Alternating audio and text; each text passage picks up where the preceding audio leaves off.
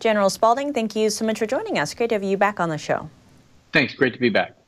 We saw the U.S. State Department is charging 7 Chinese nationals. This is with a widespread hacking campaign that targeted U.S. officials, saying that this was backed by the Chinese regime.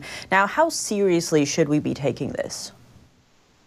I don't agree with pressing charges, criminal charges against Chinese nationals. I think this is more state-sponsored behavior, and I think the reason we do this is to get away from what we should be doing, which is actually sanctioning the Chinese Communist Party, and we should be doing that through sanctioning trade. We should be doing that through sanctioning their banks. The reason we don't do that is because the U.S. corporate sector and financial sector puts pressure on the government to keep these in the realm of the criminal behavior. It's not criminal, it's state-sponsored, which means the only way that we get any traction is actually by doing things against the state.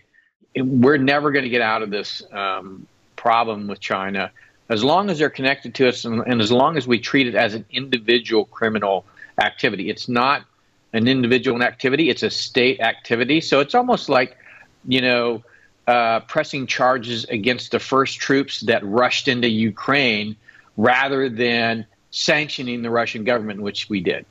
Now, it seems in terms of this hacking, it also impacted the UK, with reports saying that the names and addresses of some 40 million British voters have fallen into the hands of the Chinese regime. Now, given that this is an election year for basically half of the globe, how should we read the timing of this?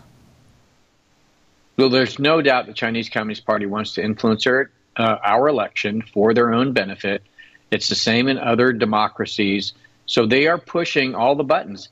We have to expect that the candidates that are pro-China or at least going against sanctioning China are the ones they're going to want to see elected. And so we have to be aware this is happening. It's not just in the UK, it's here. It's all countries have to be aware that the Chinese Communist Party is going to use every dirty trick in the book to get their interests, within these individual countries. Now, on that note, we're actually now seeing that China has filed a complaint with the World Trade Organization. This is against the U.S., saying that there's some discriminatory requirements for electric vehicle subsidies, which is quite fascinating due to other reports that shows that China's BYD, Tesla's rival, is actually getting those same subsidies if it sets up plants in Mexico and also skirt the hefty tariffs, import tariffs. How should we read this? Well, the Chinese Communist Party does not believe in free trade. It believes in pro-China trade. And as long as they're a member of the World Trade Organization, the World Trade Organization really is not a free trade body. It's a pro-China trade body. I think they need to be removed from the World Trade Organization. I think they need to be treated as a mercantilist regime that is hostile to free societies. Free markets and liberty go together. Right? Private property, the ability to do what you want with your property, to start businesses, to grow businesses, that goes along with this idea of democracy. It doesn't go along with authoritarianism, which is why the Chinese Communist Party doesn't believe it.